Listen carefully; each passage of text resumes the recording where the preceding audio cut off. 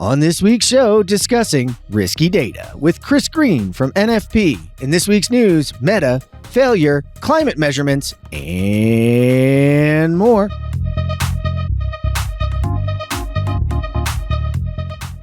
All right, we're back, and I think Nathan dressed up for the show today. Nathan, you're looking a little high-vis there. I am having so much fun being a GC right now. I just am soaking it all up, putting my vest back on, even though residential, it's pretty rare to see the vests and the hard hats, but, you know, trying to set a new standard here. Trying to get that PPE on the job site at home, huh? Yes, waiting for the inspector to show up, so hopefully after the recording here, but we'll see. Yeah. You truly are GCing. You're waiting for inspectors. You have your high vis on. Although I was out riding my bike and I came across a house being built for the first time ever. Big sign out front. This is a safe job site. No one comes on without checking in, and a list of the PPE you had to have. I was like, way to go. I like that. You don't see that in residential construction nearly as much. So way to show it off and suffer. We had a long conversation yesterday about what it's like to be a GC, didn't we? Oh, yes. Shared pains.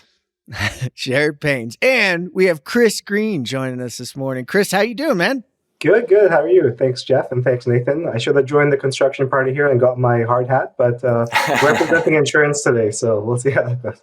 Yeah, well, you don't need to wear the hard hat. You just got to make sure you got that, something out there watching them that they're wearing those hard hats. So we'll get into a little bit more about what Chris does, because I think y'all are going to dig this one. Mm-hmm. Before we do, we got to pause for the cause. For the last 20 plus years, I've been talking about this mind-body connection and working a lot on focusing on things like stress and nutrition and sleep and exercise and how that affects performance and how that affects longevity. We've been focusing on this peak level of mental, physical, and emotional performance. Construction in general is a highly stressful environment, and you see the stress.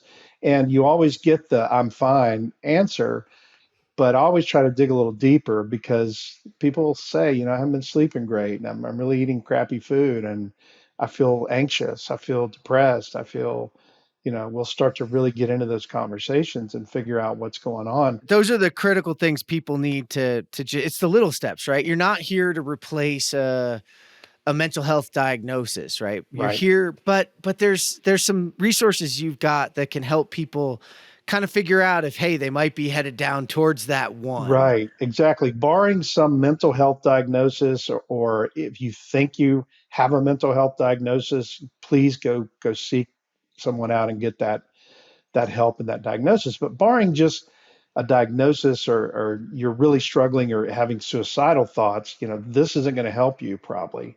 But to check in and see where am I now and how do I keep from going down that rabbit hole, there's some great resources. And if you go to brentdarnell.com/resources, first there's an emotional intelligence and physical symptoms survey test.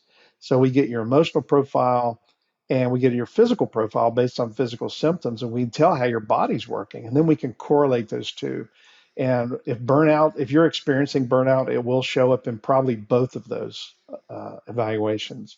It's free. You just download it and do it. And just so see where you are. And if burnout's the top 2 or 3 that pop up and show up there, I would pay attention and start to really look at what are you doing with stress and nutrition and sleep and exercise and daily reflection and those kinds of things that we know we need to do to keep us healthy and keep us sane and keep us on track. You've got to check in with where you are. You've got to work on balancing. It's not about the diagnosis. It's about preventing people from getting too far down the road. Like most of our construction folks that listen in, they take care of their cars. They keep them up to date.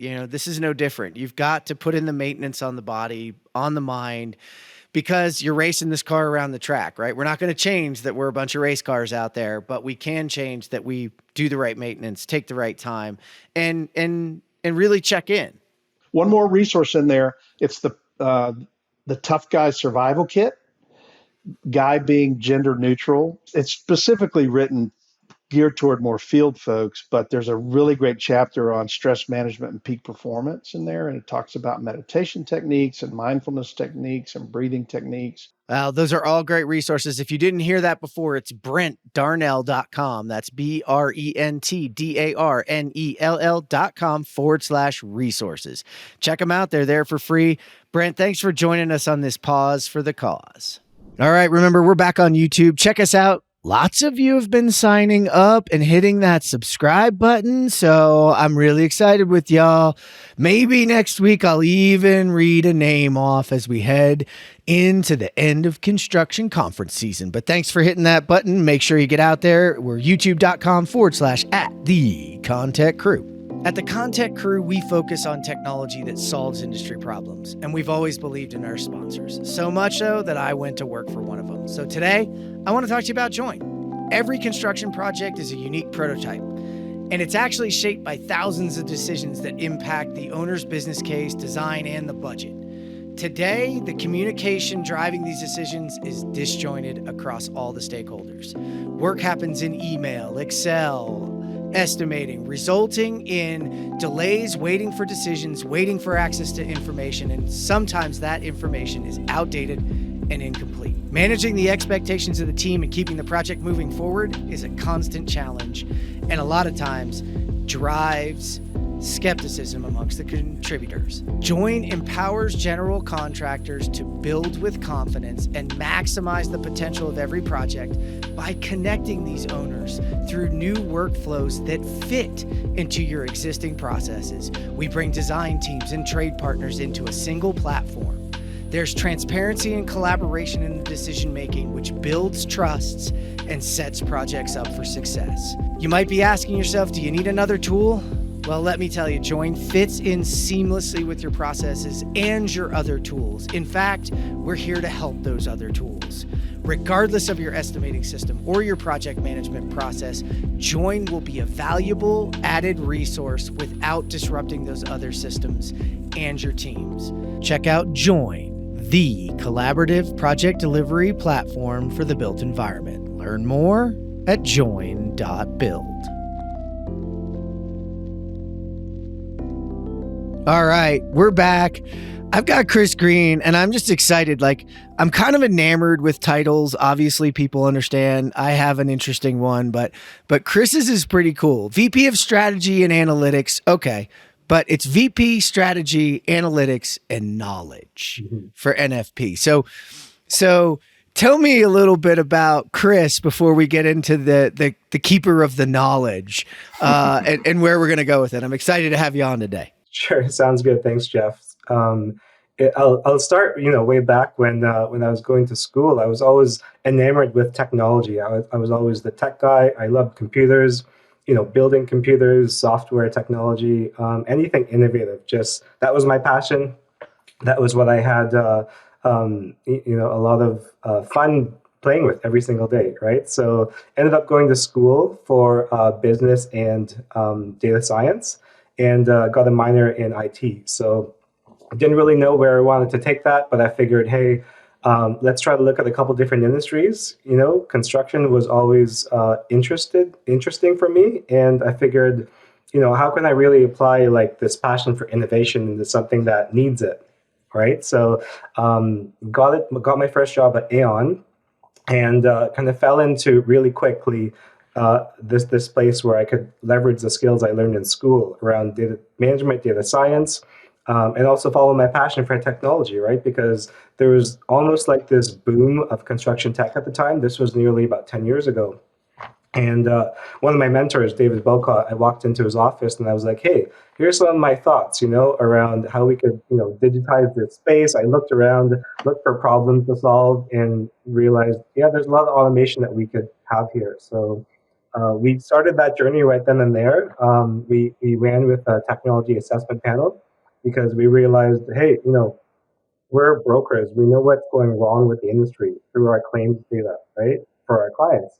So I kind of figured let's hit this head on, and we went down the path. We ran the tech assessment panel for like 8 years, and then now I've just joined NFP alongside David Volkov as well, and we're really trying to hit hard with our clients. How can you change the way you're doing things now to leverage innovation and technology and figure out how insurance fits into that? And we're seeing this push, and that's why I was really excited to have you on and talk about that, because it does seem like those around us are starting to understand how technology can help all of us. So how are your clients and how are you approaching clients with that idea? I mean, are you, we've talked about a bunch of different ways you can approach them. So how are you approaching them, and what's the reception been like? So in the past, I would say 3 years or so, it's been clients have been a lot more receptive to this. Like our clients, we tend to focus on the larger GCs across North America and some of the larger projects, but they tend to be a little bit more sophisticated, and they have the budgets to try out and test and pilot different technologies. There was always a bigger question mark with like the mid-sized players to say, hey, how do we use this? How do we scale it down to what we do? And we did kind of focus on that a little bit too, but it's changing at first. Like 10 years ago, people just had this big question mark, but they're almost in awe. Like you walk into any of these tech conferences a while back, and I was in awe. I remember walking into my first ENR Future Tech conference and looking up on screen, and I saw some of the cool stuff they're doing, and I was just amazed. I was like, a lot of that stuff was in the concept phase back then, but now I think companies have really refined themselves, and the ones that have stuck around really have something to prove and can actually have a huge change in the way contractors are operating to optimize health and safety and risk and operations. So I think now that people are starting to figure out and kind of fine tune how to use, what to use, and how it all kind of comes together, whether they have it figured out or not, I think they at least know what the future could look like. And they're not really suffering from tech exhaustion anymore, but they're trying to figure out different recipes to say, hey, if I bring these things together holistically, I've seen some good promises and some good insights from it. So it's definitely changing in the last few years where people are saying, hey, I'm getting excited again to see what I can do with the data and with the tech. It's interesting because there is that sine curve. Nathan, looks like you got a question. I mean, certainly construction is an industry that struggles with a culture of innovation that, they want it to work, but they don't necessarily want to like do the work that it takes to get it there. And I have to imagine risk and insurance is maybe not the most progressive, or correct me if I'm wrong, and maybe that's been your experience, but like as someone that is so forward thinking, how have you been able to combat those that are naysayers or skeptics or are facing that tech exhaustion? How have you been able to keep up the passion? In the first half of my career, it's really just been around educating people of what's out there, right? So I'm not a sales guy, but when I go and present around construction technology, it's more about the passion and educating on what's out there, right? So as brokers, we do have to remain agnostic with the techs for our clients to be trusted advisors. So we're in this kind of cool seat that says, hey, we're not going to say you have to use this or we're getting the biggest referral from this company. We can say, this is what our tech assessment panel has vetted, and these are the options that you have in front of you. We'll help you figure out which one's right for you to say, hey, I've got this hospital in New York, this exposure, this scale, this scope. What specifically goes wrong? What are the risks associated with that asset type in that location? And how do we match those problems with the solutions that we find out there, right? So that's why we started the Technology Alliance at NFP to do exactly that. Figure out, okay, what's the asset, what's the exposure, what technologies are out there, and what are the best ones that will fit you to really help you. I love that. Risk first, innovation second, right? And I guess that's true because in your industry, like the whole point is to expose and mitigate and understand risk, whereas a lot of like the more stereotypical construction is like, how do we brush that stuff under the rug, even though we're supposed to be really good risk managers, right? So I think that is certainly helpful, and yet by starting with the risk first, I like that. Like that's the low-hanging fruit for me. It's to say, hey, let's look at your losses and figure out what's going wrong. And then match those problems with the solutions, I think. But risk management definitely needs to change. That's, like I said, the low-hanging fruit. What we need to do is start capturing way more data about what's going wrong with near misses, with incidences. It's not just about what gets claimed on the insurance side. So That's Yeah, I a was about small to ask. Yeah, how do you know what the risks are? Yeah, if they're not being measured, right? And so, right. yeah, Right. moving from lagging indicators to leading. Yeah, what are some areas where you guys are trying to do that on the risk front? To figure out what the near misses and the incidences are, you really need Yeah, yeah. Like I mean, I'm idea. thinking like Yeah. IoT or like other Yeah. maybe ways of measuring advanced ways or ahead of time so that we prevent it. So holistically, I think we need to bring about four different pieces of the puzzle together. So there's your risk management information system, there's your project management system, there's reality capture, and IoT and the IoT backbone. Those are things that holistically come together to form this foundation of a decision-making tool, right? So you have your RIMIS platform that collects everything that's going wrong, near misses, incidences, as well as managing claims. But that also is the exposure information that says, hey, I can tag that onto this project type to what's going wrong, what's going right, and what does my environment look like in any case, right, with the IoT data and the reality capture. So when something does go wrong and you fix it because you have a technology solution in play, we need to start measuring, okay, what could have happened? How do I measure if I didn't actually solve this, what could potentially have gone wrong? And we learn a lot about risk and a lot about what goes wrong on project sites when we look at it that way. There's a new FLA for you, Jeff. RMIS, Risk Management Information System. Because I hadn't come across that before, but that makes perfect sense. And our chat brought us here was at Procore Groundbreak, a project management system. So yeah, like what are some of the ways you're seeing are there any APIs or connections or ways that you're connecting a risk management information system with project management systems? Yeah, we're going down that path, and we're starting with just focus on technology right now. So that's mainly my job. I talk to construction technology companies every single day, and we've outlined some of the top risk categories that we're seeing in construction site, everything from design, pre-construction, even into the ownership of the asset. And we figured out, okay, here are the top risks that we're seeing, whether it's fire, water, worker injury, right? The list goes on. But what we did was try to find the top companies, the top tech companies in each category to figure out, okay, now that we have this hospital in New York, how do we combine the right tech stack that will holistically solve all your problems, right? It's fun and easy with IoT because we can figure out how we manage risk just as human beings. We use our five senses, right? So if I put my hand on the hot stove, my fingers sense it's hot. My brain says, hey, take that off before it causes severe damage on your skin. We should look at the asset the same way and almost think of it like a living, breathing backbone, where if we have the right IoT in place, we can see what's going wrong, we can smell what's going on, we can feel what's going on, and all that information should feed into a single system, right? The risk management information system. And then you start tagging the information around, okay, with this project type, this risk information, this risk finance structure on the insurance side, this is what my total cost of risk will be. So you hit on a lot there, but I'm going to do what Nathan did and roll you back a little bit, because I think when a lot of our listeners, especially because they're on the construction tech side listening in, or the VDC and BIM side, when we hear insurance, we just think of in case something happens. Mm-hmm. And as I've gone out into the world and learned more about what all the insurance groups are trying to do, especially, well, not all, there's always, some that are going to lag behind, right? And every industry has their laggards, but you guys are trying to approach your clients differently as this trusted advisor. You said it yourself, which is a unique shift in how they look at you. And I'm wondering how that makes good business sense for you guys, and what the reception's been like. If they're listening in, why is it good to listen to you and listen to what you're trying to build for them and kind of advise them on? I mean, we ran into this early on in my previous role where like things were behind, but we wanted to flip things on their head, right? I don't even like talking about insurance all day long. It's boring, but how can we change the conversation? Like, insurance has been around for a very long time and it's archaic, like you said. Construction is almost in the same game, right?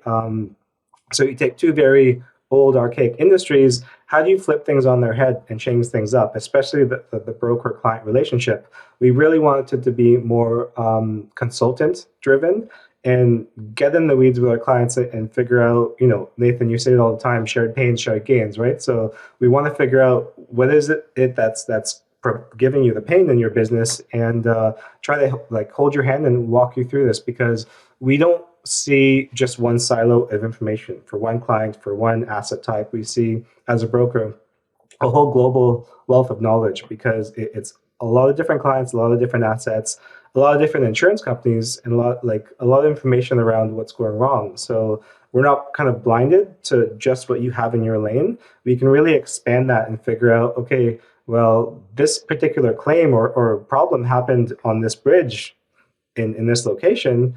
That doesn't mean that you're never going to have that, but we know it's out there, right? So that's when we start to realize, how do we start measuring and monitoring those near misses, everything that can happen, everything that might happen when you have A, B, and C coming together, and how do you solve for that using those four core themes? I like the four core themes too. I'm going to steal that one from you and use it a little bit, because I haven't seen them stitched together in such a good way to articulate to the industry how you use these things together. So what I'd like, is maybe an idea here of, where things are going wrong. And when you talk about having a risk system, a PM system, a reality capture system, an IoT system, they're feeding information, data somewhere.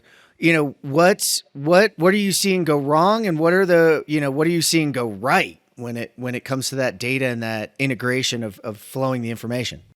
So the tricky part is those four themes of data. There's a ton of big data coming in from each system, right? So you could easily be drowning in data.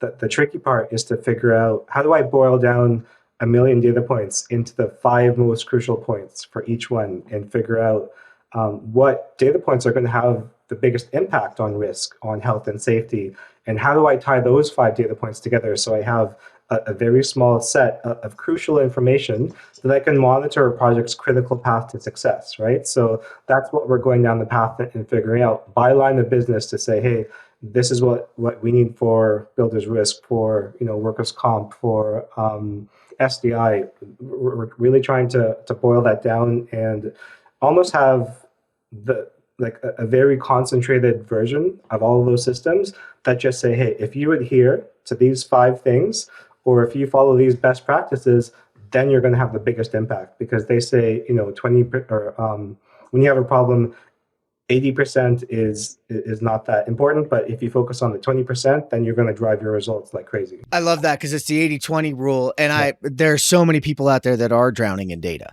Mm-hmm. And they've been listening in and going, we need data, but now what do I do with it? So, I love that you have to boil it down to, I like you hit 5 things that, you can focus on that can be bubbled to the surface.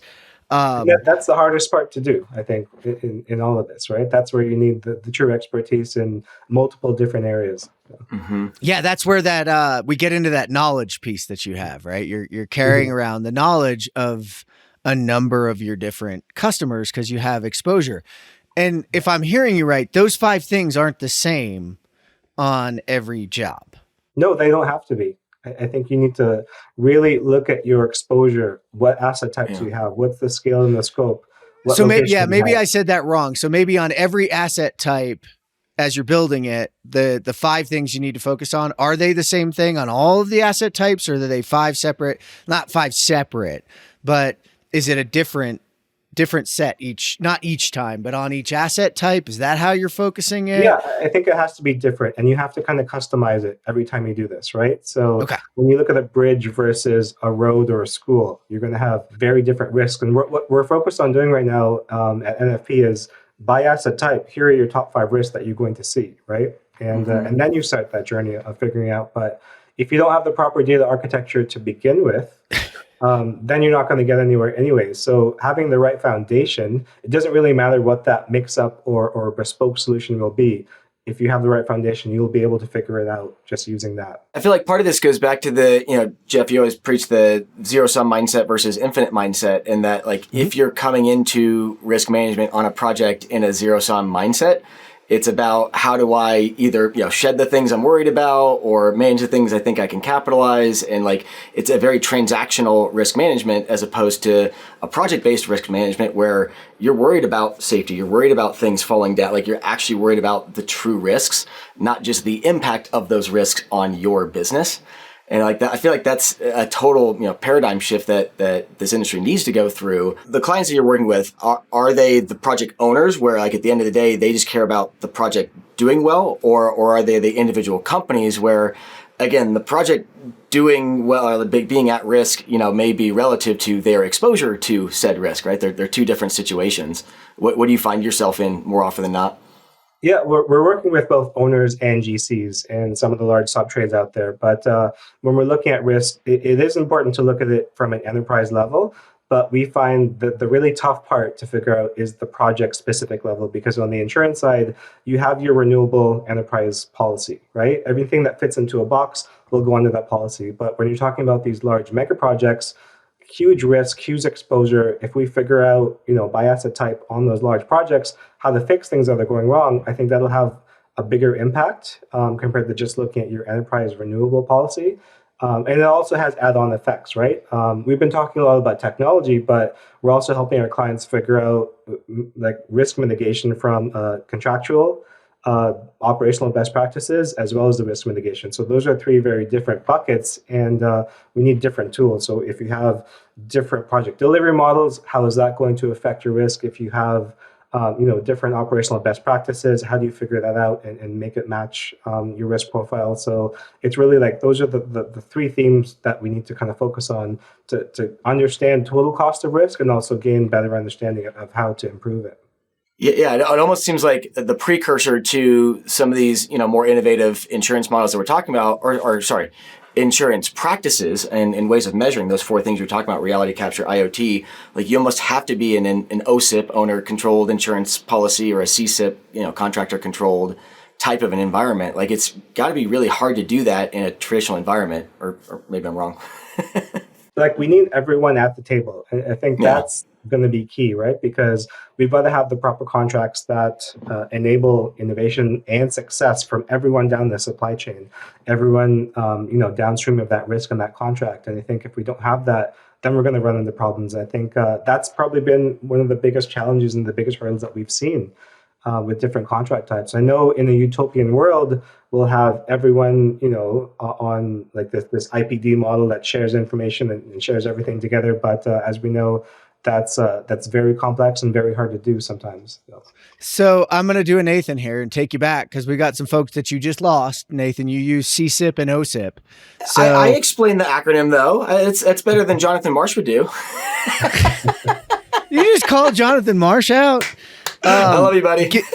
Give people a little bit of an idea, Chris, from the insurance side, a little bit more about the CCIP and the OCIP and what you call the differences.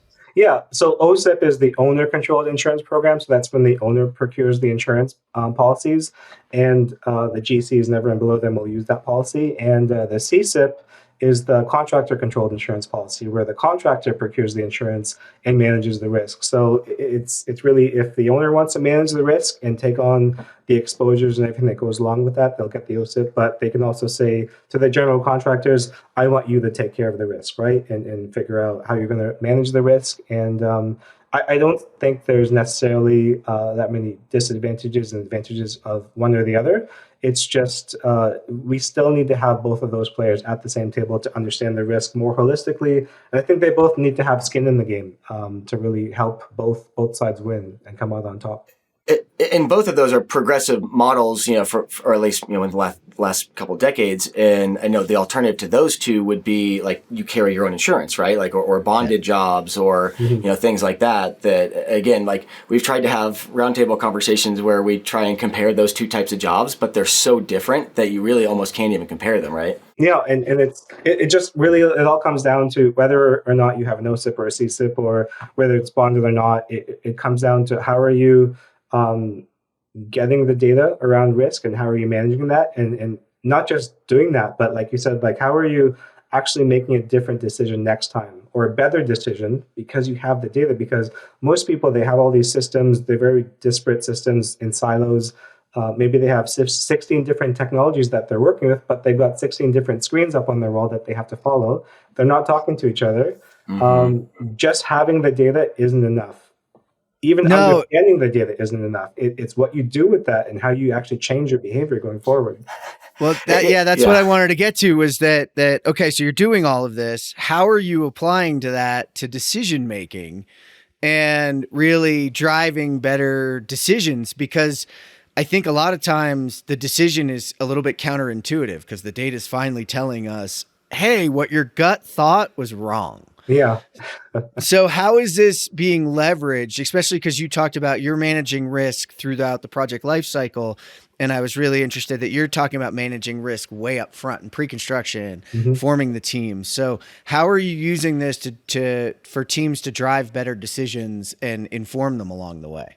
So if you look at the life of the entire asset, right, I would say probably 70% of the cost of the asset is under the ownership and the operations of the asset. And it's funny because the more you invest early on in the pre-construction, the less you can actually save in the maintenance and the cost of the asset. So it's bringing it all together. Following on your point, Jeff, this idea of better decisions. Anytime I hear the word better, I always kind of like put quotation marks around it because better is relative to what, right? And a lot of this we've been talking about motivations, and that was part of my question about OCIP and CCIP is that it creates a holistic project-based motivation to make better decisions, right? Because we can make better decisions in a more traditional insurance model, but that might not actually make the project better. It might make your company better. But if we're here to make the projects better, I'm going to get up on my soapbox of, more integrated project delivery models. But that's, I think, to make better decisions, you have to be motivated by the right behaviors. And it all starts with, tell me how I measure it and I'll tell you how I behave. And I think we're starting to see, some of the larger insurance companies have been doing a lot of studies and analysis around what goes wrong, what's going right, what data do we need. But we're seeing some of these MGAs pop up like Shepherd and Insight Risk. And a lot of these are old tech guys, right, that were startup tech companies in the construction space that have shifted over to the insurance side and started up these MGAs because they realized if I just kind of boil down things to a very small concentrated set of data, I can figure out all I need to do now is measure the adherence to these best practices within each one of these techs. And that's how I get a better risk profile. That's how I make the project better, right? And I think it's up to GCs to figure out, from project manager to the project manager, share these stories around, hey, I've had a really successful project on time, on budget, low risk. What did you do that went right? And how do you apply that to all of your other projects across your enterprise? So if you can get that done, that's a huge move for the company and for the GC and for the teams as they move. Here's the big barrier we run into: cost. Mm-hmm. Right? Because you can't measure a mistake that you didn't make, right? That doesn't formulate into costs. So how are you tackling? Because, I'm out on the front lines working as, in the software industry, trying to get, tools in the hands of the industry itself. And consistently we hear about cost. So how are you guys approaching clients and really helping them, and maybe even help, you got a lot of listeners out there that you might be able to help with a strategy for getting these things paid for. So a project manager digs this, but then they go, oh, well, if I go enterprise with that, it's going to cost me X. So how do you get past that? So from my perspective, it's simple just to start with the losses on the insurance side, right? Because at the end of the day, when something goes wrong, you're paying for your insurance policy. The insurance company pays out the claim, hopefully, right? And that's a large portion of the risk that you're associated and seeing with the project. But what we're doing is, like with this tech stack that we're saying, hey, here's 3 or 4 companies or 5 or 6, whatever the case, that we feel is a bespoke solution for your project. Let's look at your past claims history and figure out if we restate your loss runs with this tech stack in play, and imagine if it was in place, how would you have lowered your frequency and severity of losses? Would this loss have happened? Would this loss have happened? How would that have affected your claim going back 10, 20 years? Insurance companies are actuarial and science driven, right? When they look at data, they're using data from the past 20 years. A lot of the construction tech stuff is brand new, and we don't have that much data to prove out to them to say, hey, we're going to reduce your claims or losses by X, right? But in this simple way of saying, okay, let's assume this tech stack was in play for the past 10, 20 years. We take that story to the insurers and try to negotiate either paying for the technology, because we can say to a certain level of certainty, you can reduce your claims payments by 60%, because here's everything that we've analyzed and addressed with this proper tech stack, right? Specifically for this company. So they can either pay for the technology, which we're already starting to see happen out there with some of these MGAs, or they can reduce your insurance premium, deductible rates, premiums, things like that. And that is probably one of the biggest drivers for the cost solution out there going forward, because that's where the dollar kind of ends up lying with the insurance companies, right? When something goes wrong. So if we can pay a sliver of the cost or a fraction of the cost for the tech compared to your claims payout, then that's a no-brainer to me, right? So that's the path that we're going on, and that's what we're figuring out. So. Well, and that's interesting. You mentioned 20 years because, BIM has been kind of, quote unquote, at least somewhat commercial mainstream for right around 20 years. So it will be interesting to see how much data is available in the industry for those actuarial scientists to say, does BIM save you money? Does BIM cost you money? Yeah. I mean, I think that question for those that are not in the BIM world is still out there. And we have to be able to find data that addresses that and puts that to sleep, right? Yeah. And early on, it was really just about having the conversation of them taking a leap of faith to say, hey, this is what's out there. This is what it can do, matching problems with the solutions. But now we're starting to see they're doing their own studies, they're doing their own analysis, and they're starting to figure out, hey, if I use this water mitigation tech, I can save 60% of the claims I paid out, but it's only going to cost me, 10% to pay for the whole tech. So what would I do in that scenario, right? So. Yeah, and it's a great conversation to have, because I know we've got a lot of the directors of innovation. We've got a lot of innovation folks that are listening into the show and pay a lot of attention, and they can get access to that data through you guys and through their insurance carriers. And we're always looking for that. I don't want to call it justification, but everybody's got to put a price on things. Mm-hmm. And yeah, a lot of those bills look really big in and of themselves when you're talking about licensing fees and you're talking about building a tech stack. It's not cheap, but comparatively speaking, now you're giving these folks an opportunity. So you're saying, listen, director of innovation, chief innovation officer, as you guys are going down this process of evaluating technology and evaluating technology stacks, get involved with your insurance carriers, get involved with the claims side of things to start to use that, because we consistently hear a recent show I had with Dylan John. He talks about, return on implementation, because he's looking at it from a project manager perspective, but this gives you a global meeting, organizational globally view of an opportunity to apply this at scale and compare it to something where there is a chance to save money, right? If you're saving on those claims, it's a real unique piece for what's been really hard for a lot of the chief innovation officers, for a lot of the innovation folks to justify. When you go down this path, you are going to kind of open up the door to what you're doing wrong and to what's going wrong. Not a lot of people are comfortable with doing that. They say, if you're going to take your shirt off, you better be buff. So it kind of lends itself to that. But I think it's a whole culture shift, right? Because we're pressing down on the pain points in order to make them better. But it's going to be uncomfortable for a little while once we figure out what we need to do to get better. One of my favorite things to do is just analyze claims data, look for patterns, and then when something pops up, talking to a company and saying, hey, on the third day of every month, why do your claims spike? Let's drill down into that. Let's figure things out, right? And solve for that. It's a great approach. Very hard. I like the if you're going to take your shirt off, you have to be buff. It's like, no, actually, like we need to see the blemishes. We need to know that we're not in shape. And we need to work out towards getting in shape. So you're saying it's construction and good moment to take the before and after pictures. You got to have a before picture, right? Yeah. Well, and that's why I love the progressive snapshot analogy of like, what is your snapshot innovation? Because the business model that now I think virtually any auto insurance company follows is whether it's your phone or whether you're plugging something in your car, you let it measure how you drive, how fast you go, how hard you brake.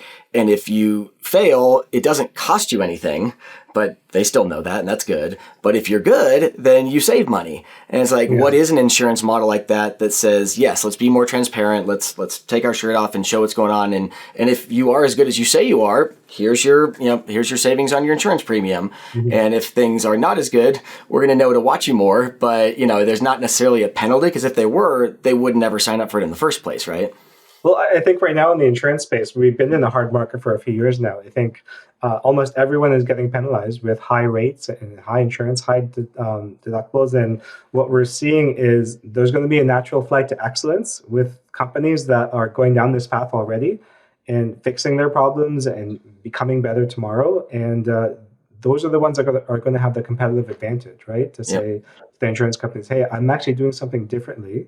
And making sure I never have these risks appear going forward, because this is how I'm monitoring them, this is how I'm controlling them, or this is how I'm transferring them with insurance or risk finance, right? So there's a large group of companies doing that right now, and they're going to benefit on better coverage. Maybe the cost doesn't go down, but maybe they can save on their deductibles. Maybe they can save or have their tech paid for, right? Yeah. Until it's a point in time where... Yeah, I think that the synergy, right? Like if I'm a director of innovation or something and I'm trying to pitch a new tech for IoT or something in the field that maybe I wasn't thinking about the insurance impacts before, but now I'm like, oh, wait, so I've got like a partial ROI calculation over here, and then I can add on this if we share the same data with our insurance provider, we can maybe negotiate rates or deduct, like just adding that into the conversation, I think will push a lot more of these innovations forward. Yeah, for sure. And that's crucial to the cost, because it's a really solid answer to say, hey, how can I do this when it costs so much, right? Well, let's offset your insurance costs so you can pay for this.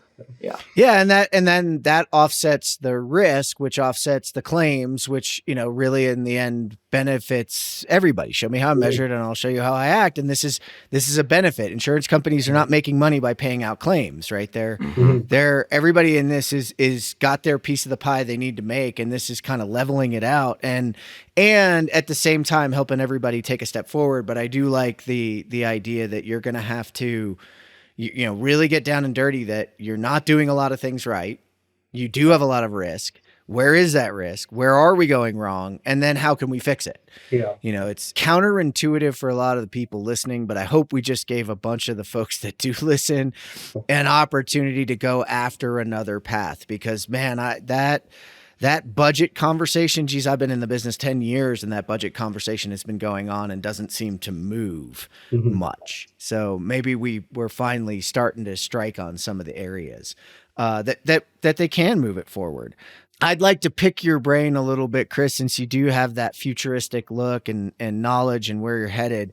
What are some of the emerging techs that are really getting you going?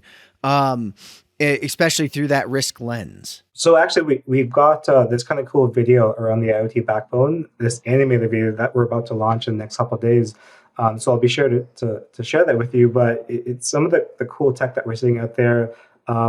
Excavation technology. They're putting sensors on buckets now to say, hey, as you're excavating and digging, you can live scan the ground below you to figure out, is something there? Should I go deeper? Should I stop right now and do an assessment? Wow. We're seeing a lot of cool stuff in the worker wearable space, where you have badges or things that you can wear in your hard hat that figure out where you are, who you are, how you're supposed to be doing things, how compliant are you, where you are within the vertical build of the building.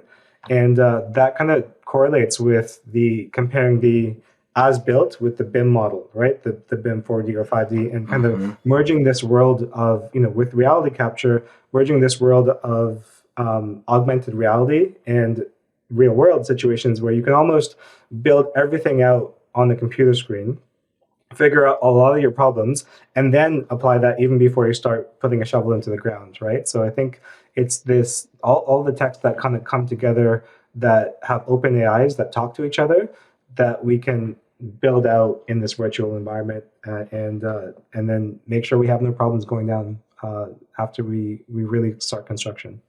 Yeah, I like the excavation bucket I have seen as well, and I'm like, who knew, 811 was something people wouldn't do and they don't do and they don't think about, or it washes away or whatever. Yeah. So here's an opportunity to get around that, which, man, I will tell you, even in the IT business, I've got a lot of friends that do cable work, and, I've got a buddy who was like, yeah, I've only ever used that once, but man, that insurance paid for it right there. And I wish I had something like that, cutting a fiber backbone, it just, those kinds of things happen. So it's cool to see the technology that can impact and help out in the field. And then, of course, virtually building's not going to eliminate every problem we experience in the field, but it's going to allow us to focus on just the problems that are unique to what we're doing at the moment. When something goes, not as expected is what I'd like to say. Because it's just not, right. Like, you're going to have a crane, that's not operating for a day. You're going to have a piece of equipment that didn't, you're going to have a material issue, right. And how do you reorganize the team, and how do you prepare for those things? And can you see them sooner? Can you predict them happening? So you can keep work moving, all those great things. So I love it. Changing, because I'm starting to see, these videos pop up on YouTube and TikTok that, have like, here's a crane that's falling over. Here's, something that's going wrong on the construction site. And it's a shift in the demographics to the younger generation to say, hey, their problems are on construction sites. What can I do to help that? Because now they're starting to get exposure to this and starting to think about, okay, well, how can I fix this going forward, right? So we're seeing a whole new era of technology being developed now, which I think will come into fruition in the next 5 to 10 years. So it's exciting to see what's going to happen. So. Very Absolutely. excited about the future. That was a great segue, a nice little mic drop. We got to get into that construction news of the week. So thanks a lot, Chris, for the interview. Stick along. As you listen into the show, so we're about to head into the news. And so, Nathan, what do you got for us this week? I picked some just for Chris, so this will be fun. And those of you that don't know me, I was born in Boulder, Colorado. Went to school in Austin, keep Austin weird, and then was in San Francisco. So it's fair to say that I'm slightly left of center. But I think there's some really interesting stuff going on in California when it comes to emissions reduction and policies that may seem to be overburdening and very wasteful to the efforts that we do. I remember when working out in California, I had to report all of my travel costs and all the essentially the carbon waste that's created from your travel and lots of efforts that go into this. But I think what California is doing to implement new policies that are really going to frankly hurt companies like Chevron and Exxon and are being praised and supported by the Apples and the Microsofts and the Metas of the world, because frankly that stuff that as technology companies they kind of already probably have systems that track that stuff pretty easily, so it isn't a huge operational cost for them to make those changes. But until we have more of these policies that go in place, Jeff, we were just at the CURT workshop that was focused on environmental social governance and this kind of intersection of we all know we should do it and that it's the right thing to do, but until really the rubber meets the road and there's a business or a policy reason why we have to do it, it seems like we always seem to kick the can down the road. So I guess Chris, I'm curious. You come from the risk side, but certainly environmental data is another kind of big thing. Are you seeing any overlaps between environmental measurements and risk measurements, or just any thoughts on kind of how these environmental measurements policies are changing construction? Yeah, so I first started to see this really on in Europe, where they were saying you can't procure this work unless you start measuring and figuring out carbon offsets and carbon use from not just yourself, but your whole supply chain all the way down, right? So it's no surprise that it's starting to come here in states like California, where we're starting to see big companies like Apple, their latest commercial, sitting down with Mother Nature and talking about how carbon neutral their products are and everything, right? So I think it's just about corporate social responsibility, but also thinking about sustainability, because we're headed into uncertain waters going forward. If you're not going to be sustainable and start measuring these things, then maybe you're not going to survive, 10, 20 years down the line. So I think it's really important to look at this now, not just for what you can do for the environment or sustainability, but like even from a business perspective, can you survive in the next 10 years if you don't start buttoning up it and start measuring carbon offsets and how much are you sequestering your carbon and how you're affecting your supply chain down the road? Because we're shifted into this completely new demographic that is shifting the values and shifting on how we provide value, right, to society. So. And it's interesting. I forgot to mention there's actually two different laws that were signed into law. So there's the Climate Corporate Data Accountability Act, what we were just talking about, and then the second law is this Climate Related Financial Risk Act, which is requiring companies greater than 500 million or more to report their financial risks related to climate change and their plans for risk mitigation. Which it took me a while to sink in. I'm like, oh wait, this isn't just about reducing your carbon emissions. It's actually looking at your own business and how will the impacts of climate change impact your own financial risk, and then how are you mitigating it? Like that kind of just blew my mind of a different way of thinking about the measurements, and that you can actually create policies around that. And we're measuring capitalism in a different way going forward, because yes, there's financial risk when you're not looking at the sustainability and the future of your company. So. Yeah, you hit a couple things there that I think is really hard for construction in general to get their heads around. From 10 years. I mean, we've been talking about the labor issues for a long time, and they mirror this shift that's coming, and that the future consumer is going to look at all of this very differently. I think Apple and some of the others have seen that. They do work with the younger crowd, have a lot of data on that younger crowd, and you look at Meta and others, they know buying trends. They're seeing these predictors that I don't think construction necessarily has as much data on or understands as much about their buyer, because their buyer and builder is a little bit of the older generation still, and it hasn't fully shifted yet. The thing that I thought was interesting on this one, Nathan, that we experienced at Kurt and I've experienced in a lot of other places is, a lot of times I see resistance to things. 10 years ago, I saw a lot of resistance to technology. And to be honest with you, I actually still see a lot of resistance to technology across the board. I'd say about 50% of construction companies are still pretty heavily resistant.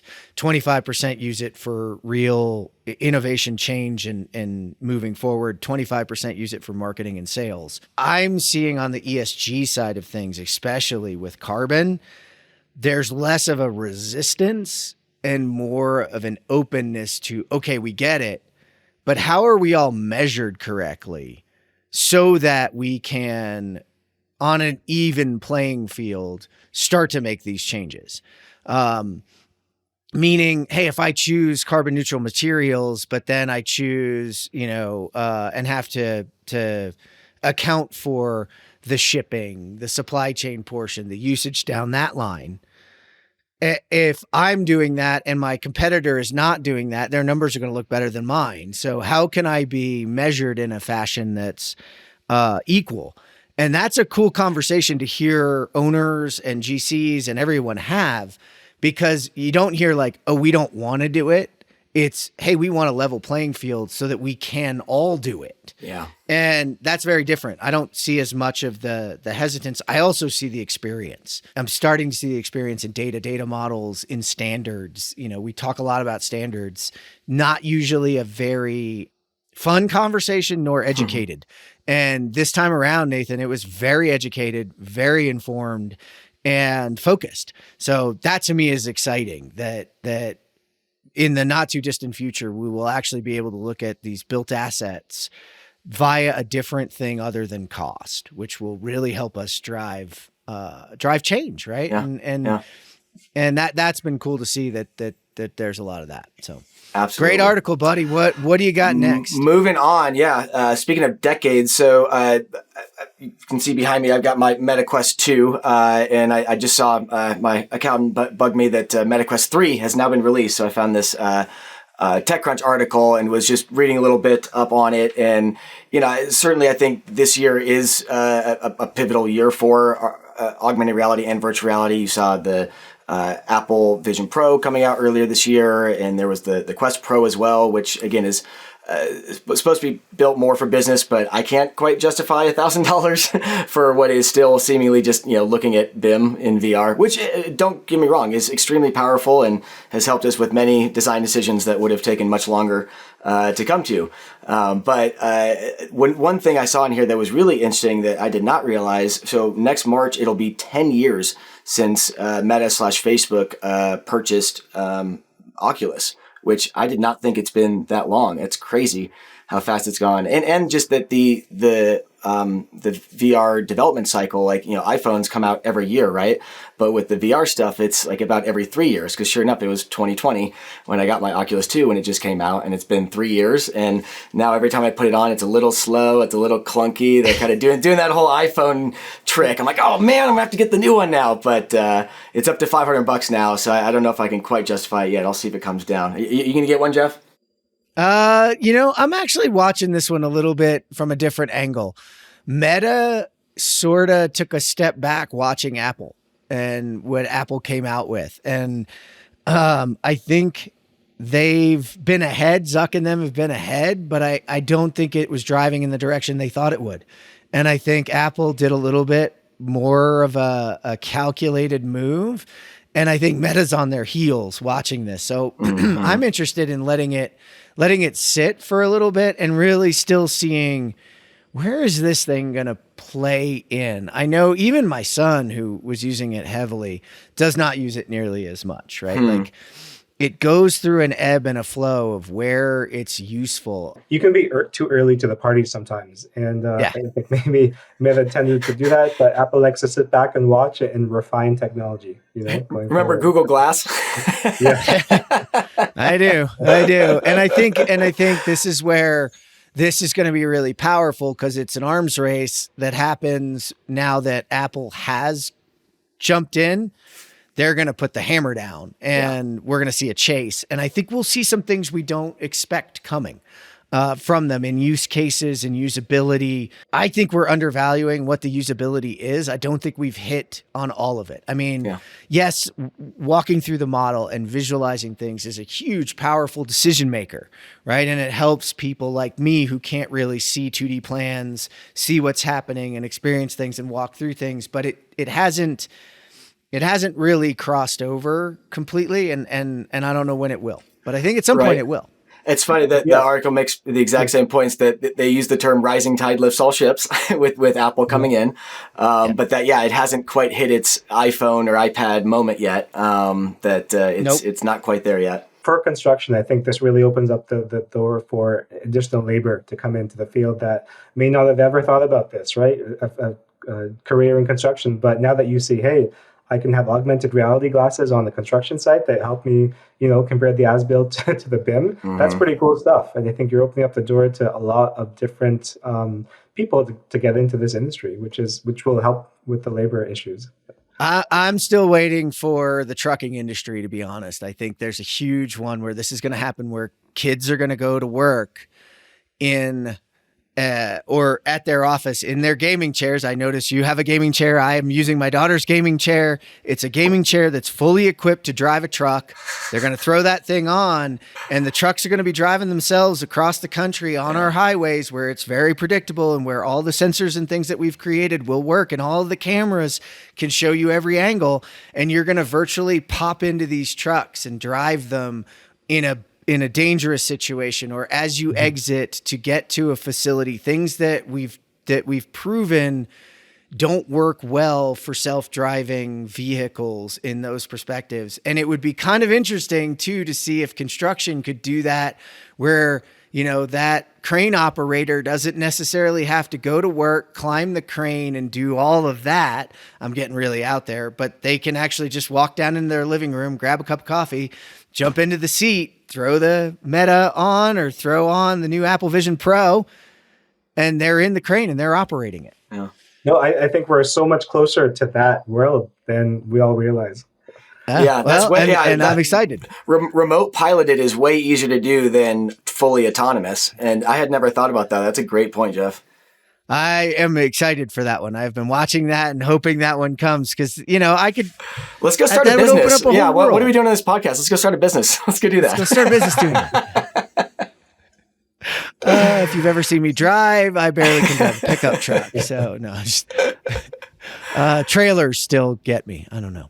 So maybe not the right guy for it. I'm going to jump in because I've got an interesting one. And, I love calling out our longtime friends. And this is a Rick Kahn article that he shared on the top 10 construction trends and innovations. And I kind of want to talk a little bit about what he had to say about it. He was trying to spark some talk, and they use this impact of top 10 construction industry trends and innovations, and they kind of charted it out. And still leading the charge at 19% is BIM. And I'm like, yeah, BIM really an innovation though? I mean, it's been around for 20 years. Is that really, I don't know.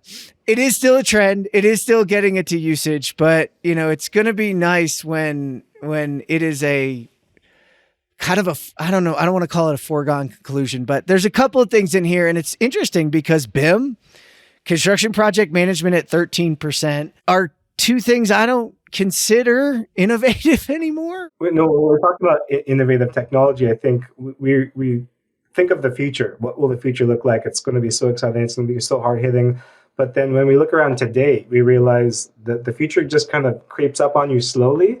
And sometimes what you thought was innovative just naturally worked its way into your daily business, right? And if you look back 30 years, they might think of this as, wow, this is amazing, flying cars, whatever the case, right? But to us, it's just so normal and natural. Just like what you were saying about BIM, it's been around for a while, but it's innovation that just became part of our daily operations now. And I'll push back on that real quick because I was just teaching an AGC project management class, and it was about 25 project managers from most of the middle part of the U.S. And I asked how many folks are doing BIM on their job, and I got 2 hands. So we do live in our own echo chamber a little bit of we think things are mainstream when they're not. So we can do a whole nother podcast on why that is. In fact, we probably will, but. No time. I think we've done a few over the years, but it's that 80-20. You don't have to model the whole thing, but do the 20% where most of the risk is and where most of the value is, and please do it. And who knows how many of those folks are on jobs where it is being done, they just don't see it. So that but that's still, a project manager on the construction site should know if the job has BIM and should be leveraging it. So either way, it's an issue. Yeah, and then I do want to highlight the big ones. Construction robotics hit second to BIM there, which and then advanced building materials and offsite construction all took their spots at the lead here, and I think those are great trends to see. Because we need more and more. I mean, we just talked about ESG, and that's advanced building materials really solves a lot of those problems, but also then solves a lot of the labor problems, which is what offsite is focused on.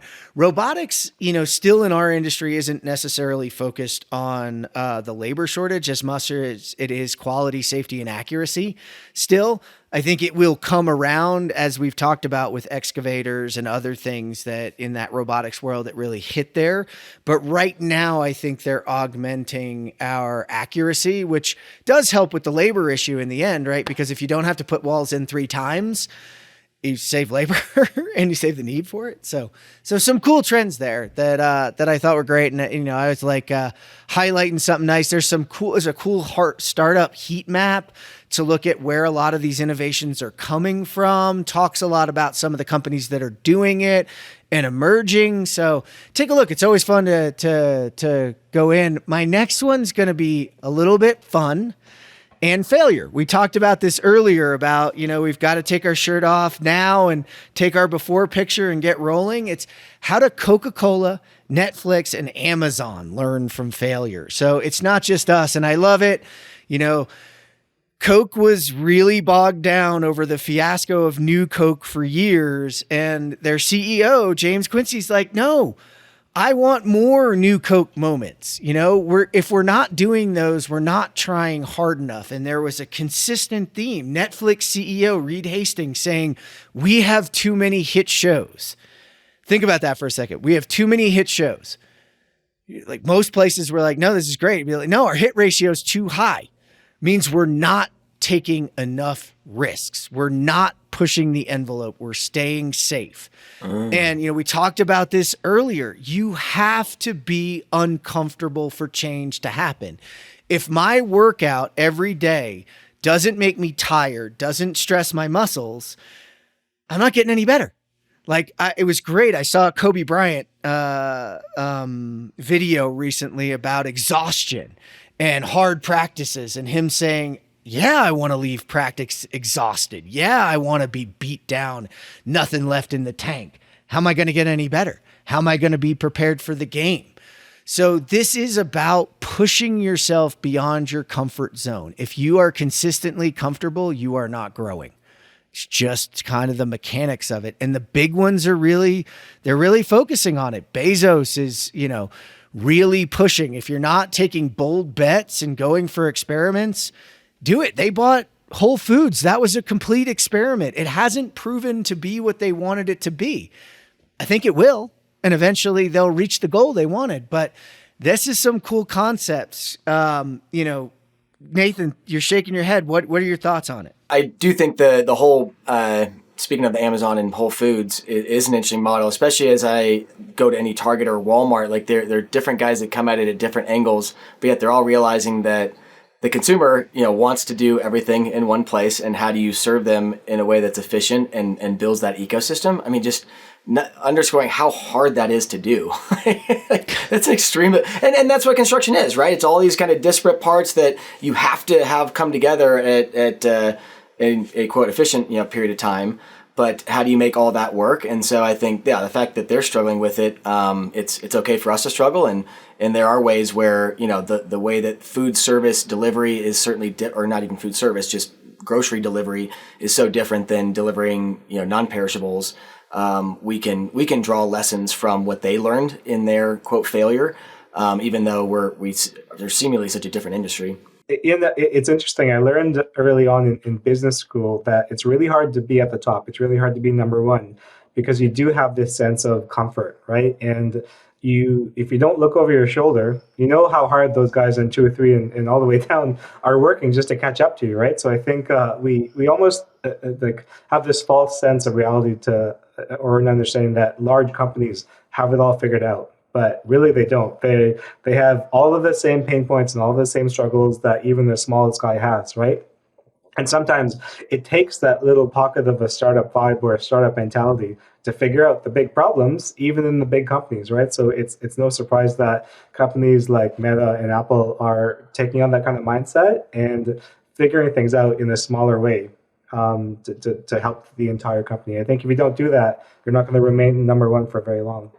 Yeah, the innovator's dilemma, right? How do you continually move forward in your space, but actually watch for that disruption and change in market and be on top of it? So it'll be interesting to watch. And the big ones fail. So if you're listening, you have to have an appetite and an environment for failure that supports growth and knowledge from that failure, right? Those are your learning moments. Those are your growth moments. But you also, to come back around, we can't talk about failure and say you fail on projects. You have to fail in pockets. You have to manage that risk, manage that failure, and allow it to drive better decisions in the future without, completely hurting the company either. We're not saying just leverage the farm and go take a risk and it doesn't matter. That would be bad business. So even for the small ones, but also for the small ones, you have just as many problems as the big ones, but you actually have a lot better opportunity to be flexible and fix those. And I think, we heard that in some recent episodes that have been out from family business members doing things just to really take a chance to innovate, take a chance to fail, but also take a chance to succeed, because you never know, you might actually succeed. Well said. There you go. Well, that's how we're going to end it for today. Thank you so much, Chris, for popping in and joining the show today. My pleasure. Thanks, Jeff. Thanks, Nathan. Yeah, this was fun. Yeah, Nathan, thanks for having you. High vis so everybody can see you. Off to the construction site now. Got to go do some inspections. Safety first. Be out there and be safe, all right? Thanks. Thank you for tuning in today to geek out for our interview with Chris Greene. To read all of our news stories, learn more about our guests, and to listen to the show, visit thecontechcrew.com. This is the ConTech Crew signing out. Until next time, enjoy the ride and geek out.